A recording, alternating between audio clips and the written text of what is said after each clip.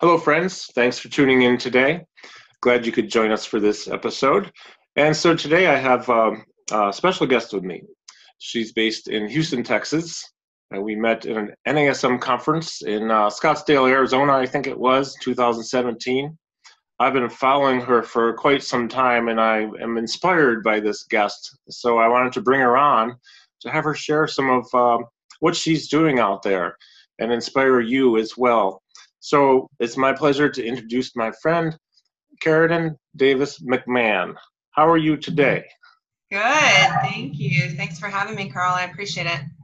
Thanks for taking the time, because I know you're really busy. So we had to schedule this out a ways, and perfect timing. Yeah. I've been traveling so much, and you're busy, so this is great. Yeah. It worked out perfect. So you're in Houston, and you're based there. You are, first of all, you have a degree, right, in exercise physiology. Correct. And I think you also have something in dietetics. Yes, my minor is in nutrition and dietetics. Awesome. Mm-hmm. And so we met at an NASM conference. You are NASM certified trainer, personal Correct. trainer. And you also have, if I remember right, you have the fitness nutrition specialist. Correct. I love some food, love talking about food. Yeah, that's good. And the weight loss too, right? Weight loss specialist, yes. Awesome. That's cool.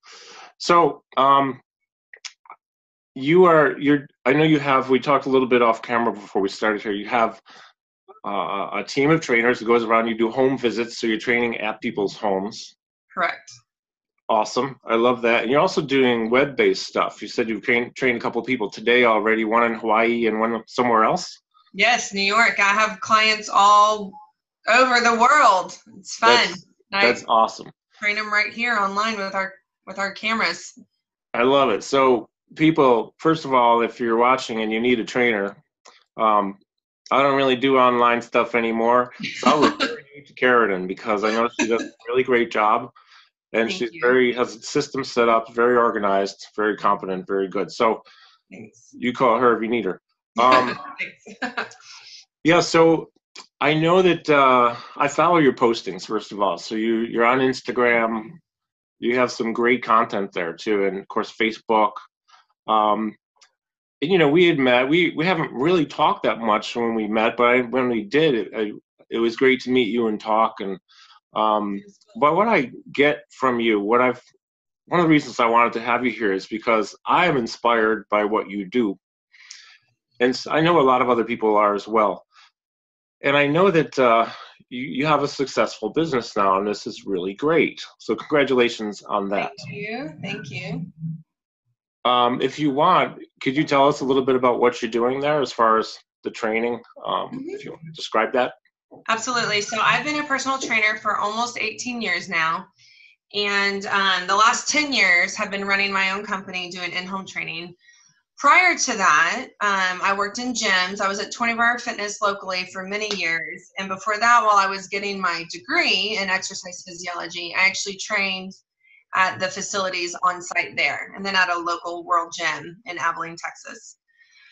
So I went through a hard time.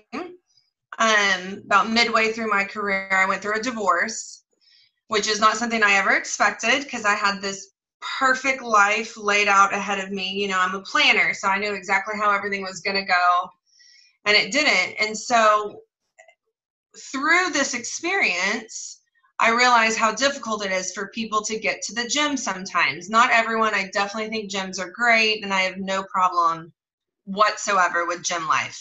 Sure. However, I think there was a target being missed, because so many of us single moms specifically, because that's the group I now was a part of, couldn't always get to the gym, or it did create more reasons or excuses to not get to the gym. It's difficult. It's hard. Yeah. So I started with just a few of my clients, training them in their houses to see how they felt. I trained myself at my own tiny little apartment me and my daughter got. and realized, this is really something I could help people with. And that's what it's always been about, is helping people. So that's what I did. I took this giant leap of faith as a single mom and left 24 Hour Fitness, where I was a master trainer. I was one of their top level trainers, trainer of the year, and making a great income, to start my own company and work it from the ground up so that I could bring fitness home to people that, for whatever reason, had a hard time getting to the gym. Sure. And from there, I got to start working not just with some single moms or some, people that stayed home a lot, but also those that were obese and felt uncomfortable going to the gym. Oh, yeah, sure. So, I've helped lots of people lose over 100 pounds. I've had people cut their body weight in half. Also, a lot of clients with depression, because that's a big factor sometimes in getting healthy. Sure. And so through their depression, they didn't want to go to the gym. They didn't want to be around people. Yeah. But if someone could come to them and encourage them right there in their living room, that could make all the difference. Yes. I'm going to interrupt for 1 second, because we do home training as well. Mm-hmm. My little team of trainers, and I can relate to this very well, because at first, for some people, it's just the convenience factor. We go to them. But for some, that's very true. They're not comfortable in a gym. They don't want to go. Mm-hmm. They're afraid of maybe how they look, or they're not comfortable around people. Right. They feel intimidated a lot of times. Correct. Like, with all these people doing this, I can't do that. So, excellent. Yeah, I think it's a great service. It gets them moving, and a lot of times just the movement itself can help with depression. Correct. Absolutely. Yeah. And a lot of times, you don't feel like working out, you don't want to, but if someone shows up at your door, it's a lot harder to put them off. Yeah. And that's not to say I have had times where I show up and they can't that day, and we sit there and I hold their hands and we talk. That has happened. Yeah. And I just see that as part of the blessings I get in what I do for a living, is getting to help people overcome those hurdles. I like that. That's really, I can relate to that too, because sometimes you show up and they're just not into it. You maybe do some stuff, but sometimes we are a sounding board too for them, Correct. Conversation. So let me ask you this. You're doing that. I love your approach to that too. The reasons why you're doing that, I think, are the best reasons in the world. Plus, there's another thing too. I used to think that I should only have a client for a while and they should just be on their own, because I would tell them what to do. They can come back for a tune-up, right? You know what? Sometimes we are their accountability, and that is the reason they keep on working out. So that's not a bad thing. No, I have had a few of my clients now a little over 17 years. Oh, wow. And it's not that they don't know how to work out or they couldn't do the workouts on their own. And they do some, but there's a relationship there now. True, yeah. It's the accountability and keeping them going, keeping them motivated, new exercises, keeping it fresh. So, it's really neat that, in fact, one of my clients who, she just turned 72, and she was 55 when we started. Oh, wow. Isn't that something? It's really neat. And then I have some others, who were the same age as me. So I was 18 years old when I started training, and so was she. And now here we are at 35. We're at almost half our lives training together. That's really cool. That's great. I mean, that says a lot about you as a person, because you have this relationship ability to build and maintain it. This is a relationship business. I mean, all businesses are to some degree, but I think for us, it's a little bit special and different because of what we're able to help them with. Right. So things are going well. You enjoy what you're doing. Mm-hmm. Things weren't always easy, were they? Like I know that, and this is one of the reasons I wanted to have you on, because what I find is that there are a lot of people out there who get faced with adversity, and sometimes it just paralyzes them and they cannot move forward. There's sense of self-worth, or their belief in what they can do is diminished, and they just don't move forward and they have a difficult time. I know you've experienced some things in the past that were very difficult. What I would love to do, because you're a great example of somebody who's just smashed through the obstacles. What was your mindset? Sometimes smashing and sometimes like drop and rolling, but yeah, somehow we've gotten through it. You got to the other side of a lot of them. Do you mind sharing if there's anything in particular you wish to share, or just in general you want to share? But I'm also interested in what was going on up here for you. What were you doing in your mind and your belief system of whatever that means to you, so that you could get over that obstacle, get past that hurdle? So one thing I definitely want to share with everyone is that there have been many, many, many times in my life that I've wanted to give up. I've wanted to give up on what I'm doing. I've wanted to give up sometimes on life. I mean, it's been tough.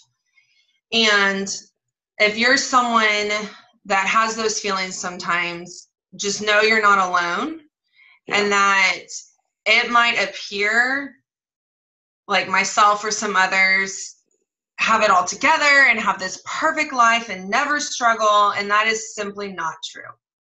It's really not. And I would say the first and most important thing is to surround yourself with a good support system. Yeah. Now, your support system doesn't have to be huge, or it could be, but I really cling to my network, my close friends. And I believe when you're a good friend to them, they'll be a good friend to you. Sure. And you can get each other through those times. And I mean, I have a certain friend, I say we have talked each other off so many ledges. But we've had to. So that's a big one for me, is to make sure you have a good support system. Yeah. And if you feel like you don't, just know you can reach out and create that support system. You will not be alone. Yeah. And there's more I could say on that and elaborate on that, but I did want to touch on that first thing. So for me, I had to really learn to put myself first, which was incredibly difficult. So one of the times in my career when I hit burnout, I'd been doing this a long time. And if you think about what we do as a personal trainer, is we're one-on-one with people all day long, taking on their problems, right? So we're listening to what they're going through. We're feeling their emotions, helping them through things. And in a given day, I may work with 6 to 12 people. That's 6 to 12 piles of emotion I'm putting on myself. Yeah. And I now have children and so many more factors that I have to go home to. And it got to be too much. It truly did. And I have always heard that saying that you can't pour from an empty cup. And I thought, whatever, I have this reservoir of water, I'll be fine. But it's not true. You do have to take care of yourself. Yeah. So for me, I had to start prioritizing my own workouts, because it got to where I was barely even doing my own workouts anymore. I was training other people. So I've been there. All guilty of that. The last thing you want to do is train one more person when you get home, if it's yourself even. Yeah. So I had to start scheduling my own workouts, and I had to start getting enough sleep. Sleep makes all the difference. I'll second that one. Getting up between 3:30 and 4 every morning to go train clients. I had to leave my house by 4:30. Staying up at night with the kids, doing homework and my own things, and not getting in bed even till 10, 11. It's not enough sleep for me. I do believe everyone has their own amount. I unfortunately really need 8 to 9 hours. to feel good and to function well. Mm-hmm. So when nights like that don't always happen, I don't always get that much sleep, I actually try to find time to nap during the day. And if not fully sleep nap, at least rest. Yeah. So close my eyes. It could even be in my car. I mean, I've taken so many car naps, if you will. But that kind of resets me. So it kind of re-energizes, but also resets. So anxiety is actually something that a lot of in my family struggle with, and I myself have as well. And you know, when that comes on, I really do need to reset, and sitting there with your eyes closed and just zoning out a little bit, deep breathing, and then getting back in can kind of help you get over that hurdle and over that hump. I'll be honest, I even had that happen earlier today. I'm smiling because I relate to this so well. I am the king of naps. Yes. It's seldom is there a day I don't take a nap. Yeah. I have taken so many car naps, and sometimes it's 10 or 15 minutes. Yeah, no, that's perfect. I'll set my timer because I know I have this for sure. I'm blessed with this gift, being able to fall asleep just about anywhere at any time within 2 or 3 minutes. Mm-hmm. I might actually sleep only 5 minutes in the car, but 5 minutes can do wonders for me. It really can. It can reset you. So if you think of like when you turn your computer off and turn it back on. Yeah. It truly can do that for your brain. Yeah. So we have to learn when to hit the pause button. Yeah. Yeah, because otherwise I find myself not giving 100% of myself, maybe not even 30% of myself, and that's not fair. Not fair to who we're dealing with, because they paid for 100% of us. Correct. And when I get to a point where I can't deliver that, I know I've got to change some things. Right. Yeah. So I think hitting the pause button is a big deal, and also learning to say no. Yeah. That's another one. Not great at, but I'm getting better about it. Yeah. Going back on that sleep thing, you know, I used to have a 5 a.m. client every single day of the week, and I've cut that back. Mm-hmm. I used to train evening clients every single evening, and so it was tough. It was, especially with a family, but I had to learn to say no. And that was really hard for me because there was a high demand and client referral, and they really wanted me there to help them, and I want to help them. So I had to find ways to still help people without hurting myself. Yeah. So for me, that was hiring other trainers. I created online programs. I have workout DVDs now. I have other ways I can help people without it taking me from my home late at night, early in the morning. And there's nothing wrong with trainers that do that. But I came to a point in my career and in my own personal life, I couldn't do it anymore because I was burnt. Yeah, we have to do what works best for us so we can be a best version of ourselves for others, right? Right. And everyone's different. Maybe listening to your body, which I finally learned a little bit how to do. Yeah. I'm still not doing it very well. Yeah, that's another one. It's interesting because not to talk about me, but I will just for a second. With the workshops that I do, the travel schedule's been super demanding, and especially international. I'm still learning how to manage this. I have to admit I'm not that good at it. I just know that I sleep a lot on planes because the sound of the plane makes me just go right out. So I learned that's important because I used to work on the planes all the time. Now I sleep. Yeah, me too. Just listening to my body, because I'll look at that as opportunity time where I can choose not to be connected to the world. You know, some planes don't have internet and some do, but I usually don't buy it. But yeah, this is to support what you said about listening to your body and putting yourself first, because it's a curve for me. It's a learning curve. Mm-hmm. Like, what can I handle? You know.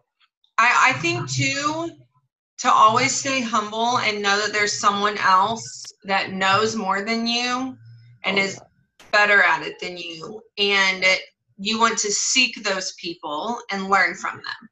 Totally. So for me, I'll speak to Lori Harder for a minute. Hopefully she doesn't mind, but she's someone I met at a conference many years ago. I admired her and her energy and her authenticity, and I sought after her. And she has women's retreats that I've gone to participate in. She has a whole book called A Tribe Called Bliss, but it's all about what I was referring to earlier is finding your network of people that can be your support. Yeah, that's really important. I think it's extremely important. And so that's why, like the conference I met you at, I firmly believe we should never stop learning and never stop trying to be better, because you never can. You will never hit that peak. You should always keep going and keep trying. And there's going to be a million setbacks along the way, and accept those, cry in the dirt if you want, and then get back up and keep going. And that means sometimes reaching out to those people in that network, and reaching out to those people that you're looking after and you're admiring and you're, striving to be like them, but at the same time, just using them as role models. Yeah. And then also your support. Right. Yeah, I'm with you on that. It's like, it's a journey, and you never get to the destination because there actually isn't one. Right. It's just a goal of at all times be the best version of yourself you can be and learn. I'm researching all the time. I'm finding people. I'm like, oh my God. And it's anyone. It's potentially really can learn from anybody and everybody. Absolutely. It may not be related to my business. I remember earlier this year, I had about 3 hours free in Chicago before a weekend workshop. I ended up just walking around by the John Hancock Tower and all this stuff. I ended up talking to homeless people that night. I couldn't believe the stuff I learned. There's some pretty highly educated homeless people who, in those instances, gave me a perspective I had no clue about of something. Mm-hmm. Not to go off track, but I guess the point is I love your idea of being humble, and you never arrive at being like the ultimate, because there's always more to learn, and there are always people out there who are better and know more than you, and it's very important I love that. It's good. And within that same concept of staying humble is always be willing to, when others are seeking after you and your advice, mm-hmm. to be open to sharing with them as well. So, I remember when I first started as a trainer, I would shadow other trainers because I just wanted to see how they were doing it. And I had to do it off the clock. The gym wasn't willing to pay me, and that was fine, but I wanted to watch them. I wanted to learn. Yeah. Well, then as I worked my way up, I ended up being the trainer that others were shadowing. Yeah. Right? And so that's neat. Well, now I've owned my own business for 10 years. I've been away from the gym scene. And oftentimes other trainers will reach out to me and just ask me how I started my business, how I'm running it.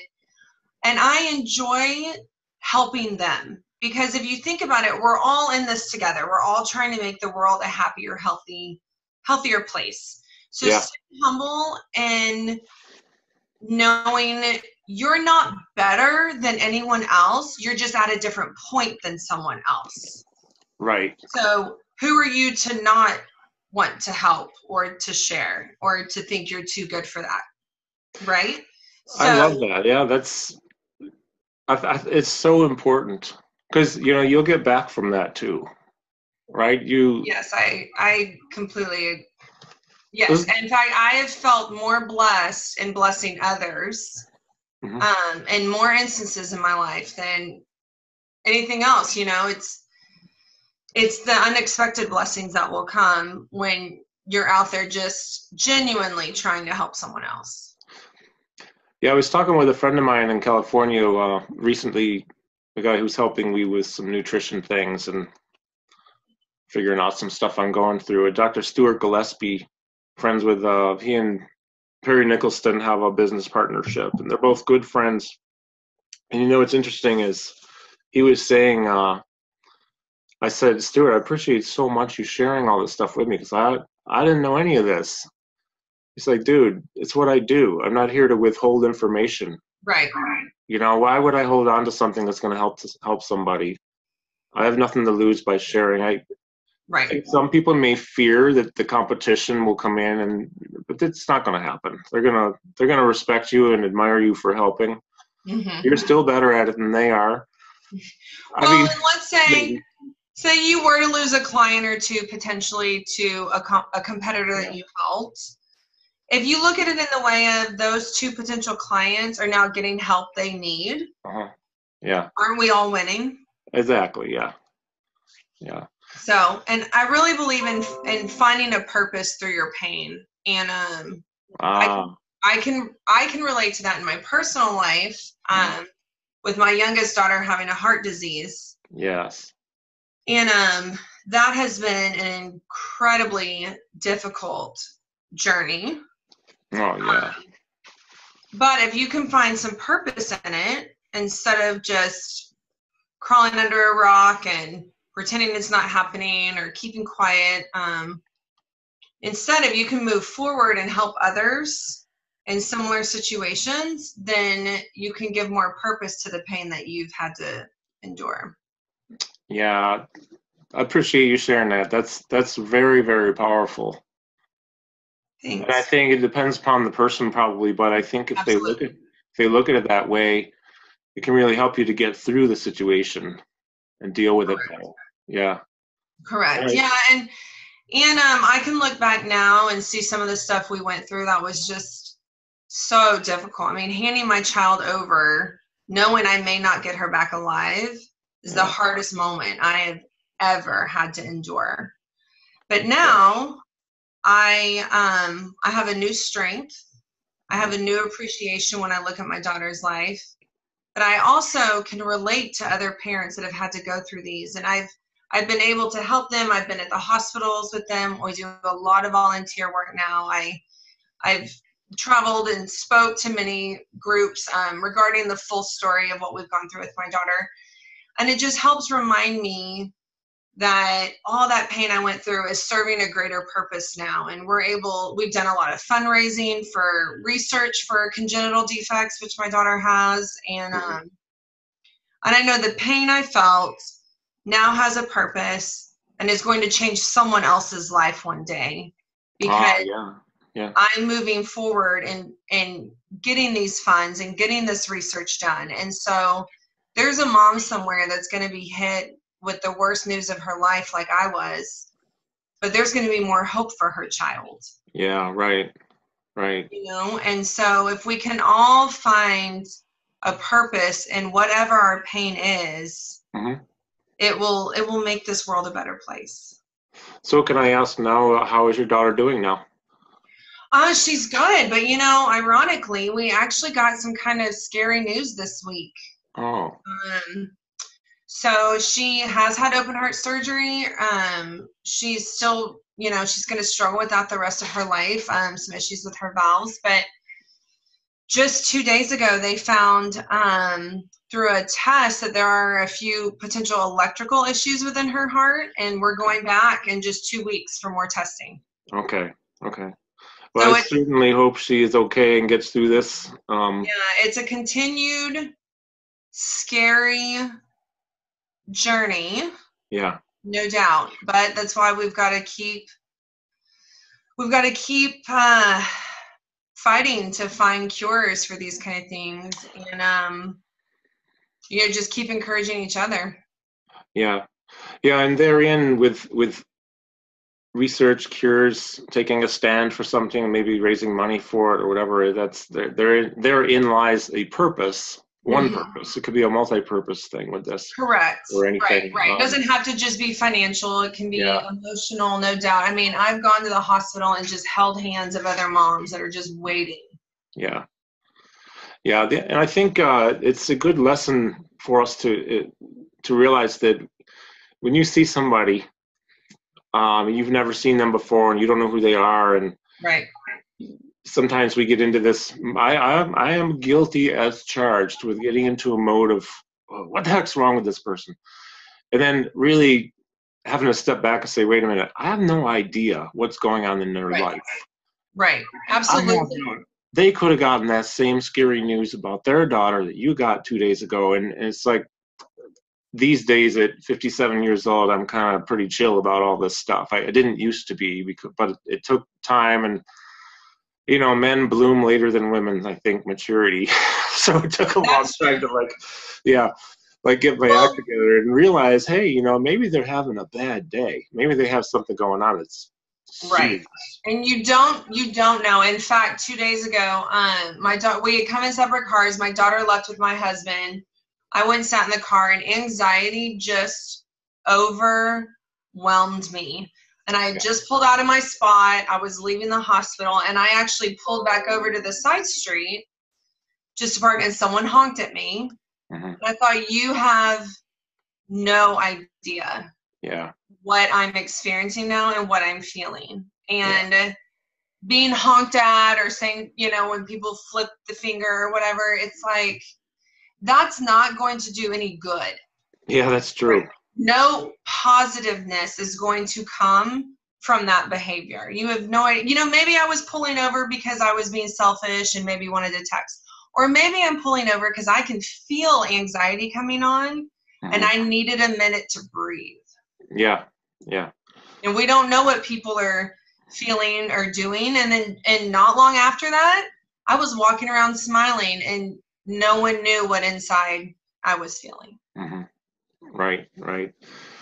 Well, and for you to share that is, I appreciate a lot, because you're opening up a lot about something that's very close to you, but at the same time, people can listen, they can watch and realize that just the things that you talk about too, it's really important to know to keep these things in mind all the time. Mm-hmm. All the time. Yeah. Everyone has a story. And I've thought about that now. Even when you see someone speeding on the freeway, you think, what a jerk. But then, you know what? Maybe they're not. I mean, I remember a time I got a call from my oldest daughter's dad, frantic. She had ripped her arm open on a playground. They were rushing her to the hospital. Mm-hmm. And she had ripped her arm open right here, mm-hmm. which is massive blood flow and could kill you. Sure. I drove like a maniac to that hospital. Safe, but fast. Yeah. So you don't know what someone may be going through. Sure, it could just be some dumb fool trying to speed, or it could be a mom trying to get to the hospital because she may not get to say bye to her child. Yeah, exactly. Yep. We don't know. So I think grace is a good word to give other people. Just show some grace. Mm-hmm. You don't know what they're feeling. You don't know what they're going through. You don't know what they've just been through or what they might be about to experience. Yeah, everyone has a story, and there's always more to the story than you know, even if you know just a little bit, right? You just don't know. You can't know unless you're there. So I just want to go a little bit deeper before we talk about what's in the future for you and some of your goals and plans and this and that. Oh! I have a feeling you must have some, because of the way you are. You're doing some cool stuff. So is there anything in particular, let's say the main anchor for you, whatever it is, as far as overcoming various times where there's been adversity? Well, my divorce was definitely a big one for me. Mm-hmm. And I struggled with a lot of guilt mm-hmm. following that, and a lot of self-identity issues, because I had always thought I would have this perfect family, what does perfect even mean anymore? But my family had been torn apart growing up. And so I really wanted to correct that and make something new. Sure. The divorce was very difficult. I had my best friend was murdered. Oh, when I was 8 months pregnant with my youngest, who has heart disease. And that was a very dark time in my life. Oh my gosh. Because she had helped me through that divorce. And ironically, my ex-husband really helped me through the death of my best friend.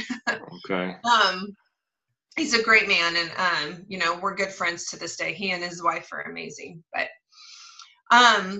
So yeah, I've had some really tough stuff happen. And I would say, I do have a strong faith in the Lord, and that has helped me quite a bit. But there were also times, and I want to share this with anyone that, claims to be a Christian, that I think it's okay to sometimes struggle with your faith and be mad. I was so mad at God and the world that my friend died. Yeah, sure. Because not only was she my best friend, she was older than me. She was 15 years older than me. So she was my business mentor. She had started her own business. She was a mom, so she helped me learn how to be a mom.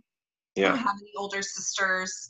I'm the oldest, so I had never really had that older mentor until her. And so for God to give her to me and then take her away in such a brutal way, well, in any way, but I felt like it was very unfair, and I was very mad. And following that, combined with hormones from pregnancy, because I had my daughter just a few weeks later, I became severely depressed.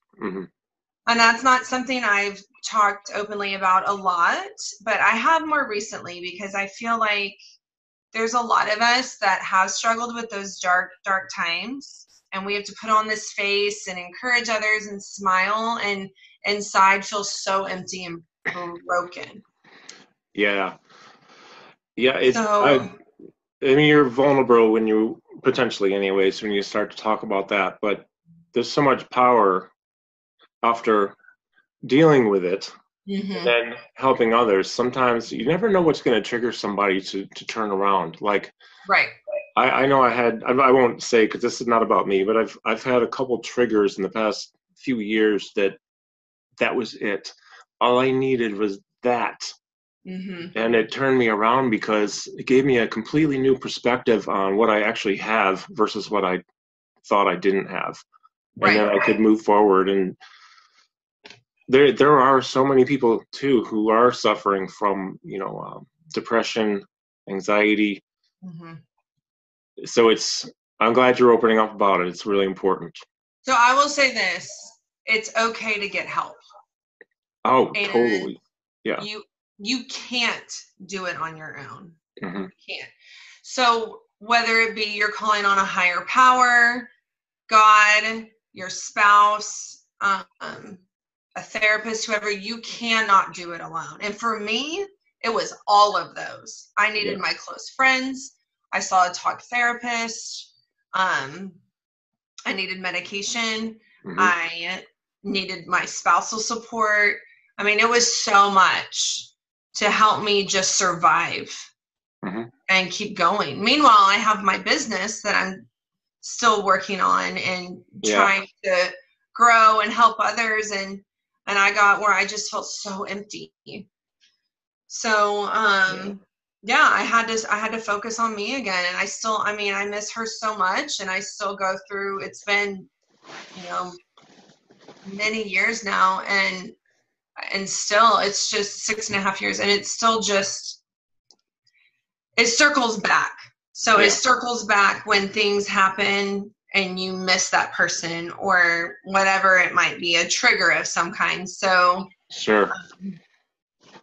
That's when you got to lean on your supports, and maybe call your therapist back up, or, get back into meditation. I know a lot of people that meditate, and that's not something I've ever been great at, although I'd like to be. But that meditation has helped many, many people. Yeah, it has. I've never been good at it either, although I've been trying lately.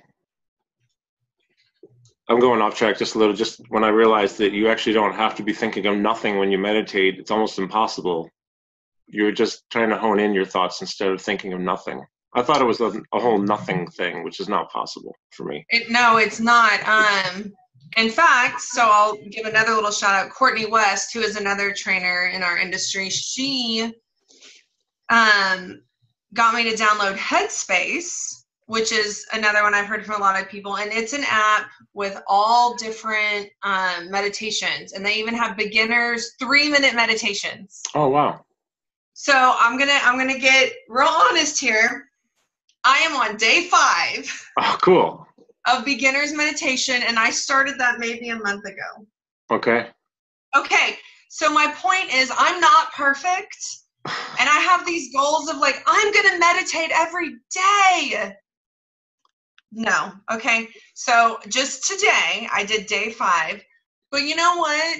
That's 5 more meditations than I did last year. Yeah, I was going to say it's 5 times versus 0 times, right? Correct. No, what's the name of that app again? Headspace. Headspace. Okay, I'll have to look that up. I'm gonna make sure I'm saying that right, but I'm almost positive. But yeah, no, it's great. And they have it is Headspace. 3 minutes, 5 minutes, 10 minutes, lots of options. Okay. Yeah. I'm looking it up too right now. Here it is. Okay, I see it. Yeah, I think it's good for a lot of people. Wow, it looks like it might even be free. But, so they have free and then they have paid versions, but I'm not ready for the paid version. Yeah, I understand. That's cool though. So you can get an introduction anyways with a free version of that app to get you started. Right.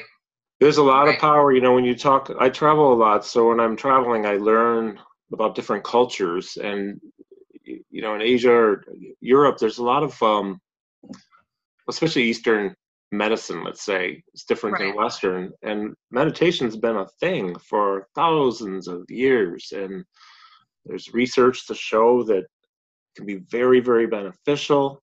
I think MIT actually came out with a study a year or 2 ago talking about meditation, finally, or mindfulness. Because in the Western hemisphere, there's not much on it that I know of, but we know it's a thing. People talk about it. There's been a lot of success in taking advantage of doing it. So that's great. Day 5. Hey, that's better than no day.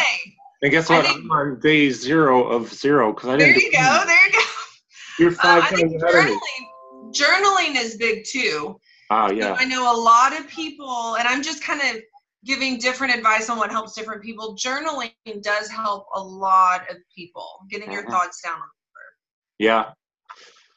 Man, I used to do that. I used to do that. And Tony Robbins says, if you don't journal your life, now he might say it different. You're not living a life worthy of living if you're not journaling it. It's so important to write down, journal. I'm not sure I agree with that with him, but yes, I think I should probably do that too. It's discipline. Discipline and me haven't always gotten along. There's some things I'm very disciplined at, and then there's working out, meditation, other things. Isn't it funny? People assume that just because we're trainers, we are born with this amazing willpower and discipline that's just an automatic gene. It's funny. I tell people in my workshops, I say, seldom does the urge ever come over me to work out. Seldom. I'd rather take a nap. Yes. Yeah, so absolutely. I don't work out because I like it. I work out because of the benefit. Just like I don't enjoy brushing my teeth, but I do it twice a day. So yeah, sure. It's one of those things. I have different techniques to get me to work out, different mental things I do. And one of them is I used to be a lot heavier. When I was a musician for a living, I was much bigger and I was obese. And I'm not going back to that, first of all. I didn't feel good. Right. But I still don't feel like working out. But I also know one thing. When I get moving, I get the energy to move. And it's like my brain changes, and if I'm having I wake up in the morning many times very sad, just have to move. Yeah. And my sadness is gone in like 5 minutes, 3 minutes, 10 minutes. And if that doesn't work, I have my self-shaming technique of clients I have who are in wheelchairs who will never walk again, and I can. So shame on me if I don't get busy, and it some people think that's a bad way, but you know what? If it gets me moving, then I'm going to do it. Yeah. But, so, well, this has been really awesome. I love how your approach to things here, how you're overcoming adversity. Is there anything more you'd like to add to that as far as maybe is there just anything you'd want to add? Like, let's say you were thrown with something this week with your daughter. What are you thinking and doing? What is going on with you to help you get through this time? Because right now this is an unknown period, right? You don't know exactly what's up. Right. Yeah. Right now is an unknown period. Correct. So fear, I imagine fear could be absolutely imminent, right? Because of the unknown, and you know that it could be bad. And I'm such a planner. I don't like unknown. Yeah. Right. So what, like right now, what do you do? What do you do? How do you work this? So currently what I'm doing, I was struggling with a lot of anxiety earlier today, and I thought, man, what are the odds I have an interview today and I'm struggling with this? What the heck? Yeah. I'll tell you what, I really needed to clean the house between clients earlier, but instead I laid in my bed, I turned that headspace on, I did a quick meditation. Then I set my alarm for 10 minutes and I just sat there and I rested. Good. And I rested. I've also actually started journaling in the mornings with my coffee and just kind of getting my feelings down. And this morning I wrote about being scared and feeling like I wasn't strong enough for this. Oh, okay. I think strength is something I struggle with, maybe because I'm the oldest child or my dad left when he did, or I don't know why, but I feel like I have to be so strong for everybody else. And this morning I did not feel that. I thought, I don't know how I'm going to be strong enough to go back through this again, and everything else. It's the holidays and so much. And I think, so for me, that helped a lot. Journaling, meditating, and I reached out to a friend and said, I am riding that struggle bus today. Oh, yeah. Yeah. I am. And she called me and she talked me right off that ledge. And in some ways, it's just by listening. She just listened. And then, you kind of take that step back, which is what Lane still did for me earlier, and thinking, you know what?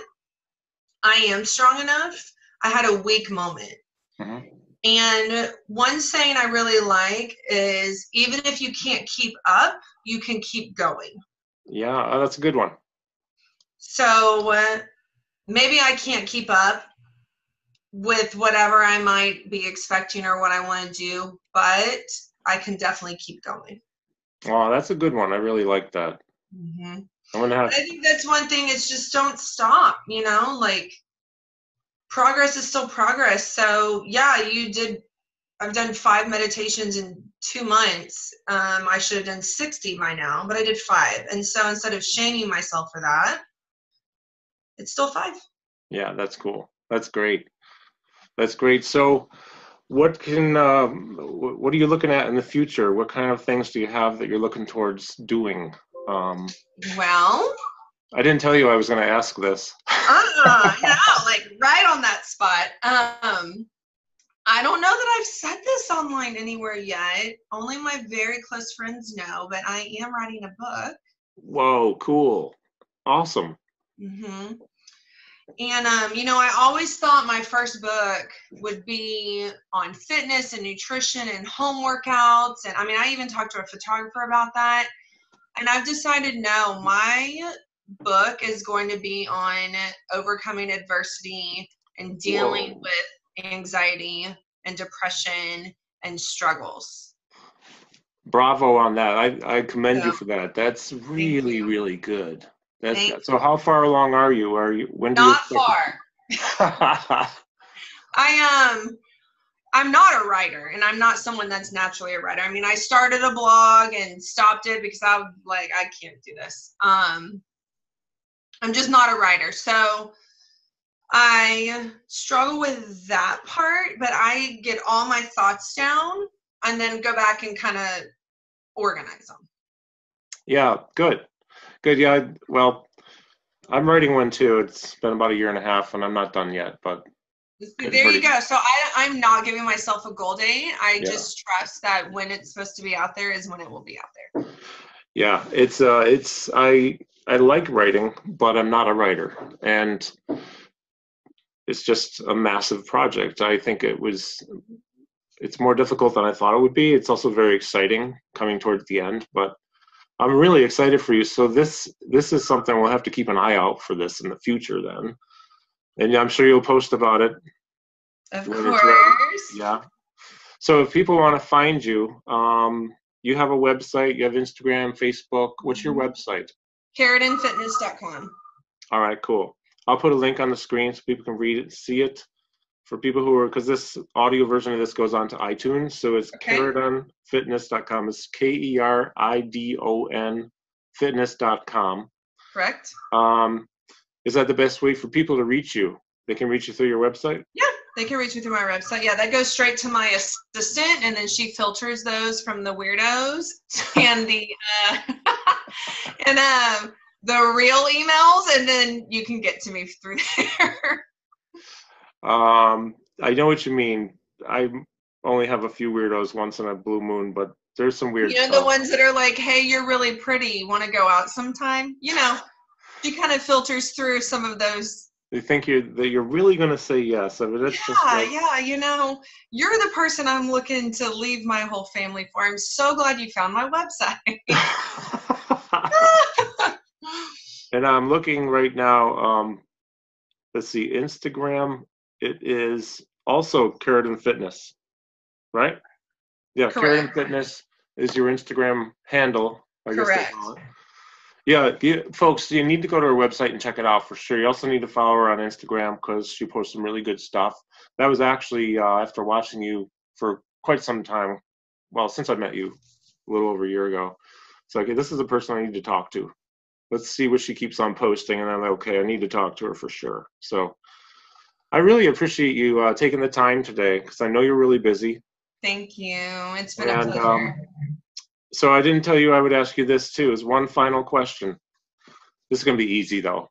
I hope so. No, it's good. You're writing a book about this, so it's easy. Do you have if there's one thing you could say in your takeaway message from this whole conversation, what is that thing? What's your takeaway message for people? I can only have one. You can have more than one, yeah. It's going to be find purpose through your pain. I would say that is your biggest one, because otherwise it's just pain. Yeah. Well, and that hurts too much. It does. Yeah. No, I actually strong. I can't tell you how many people have said, Keridon, you're the strongest woman we know. Mm-hmm. And they might be right, but it still hurts so much sometimes. Yeah, sure. Well, I love that as a takeaway. I love that. Thank you. Wise. My second one's going to be grace, though, is to show others grace. I love that one, too. Third one's going to be stay humble. Okay, there you go. Yeah, it's funny. I had a feeling you were going to mention some things when I asked you this question that you already did, but I just wanted to hear it again because they're very, very powerful. And they make life better. Not just for you, but for others too. So it's really great. Well, I've really enjoyed this. Again, I thank you. Thank you. So there'll be links on the screen when I get this edited, so you can go visit Keridon's website. For those of you listening, we spelled it out earlier, plus it's in the description, so you can check it out. And I hope to see you at Optima this next time around. Of course. I plan to be there. I need to find out when. Oh, is it September? Mm-hmm. They moved it up September, yeah. I'll look it up and see what date so I can keep it open. Because we're booked almost all year already, except only like one thing in early September. So I'll open it up. Cool. Okay. All right, Keridon, thanks again. Thank you, everybody, for watching and for listening. And we appreciate you joining us. Have a fantastic day.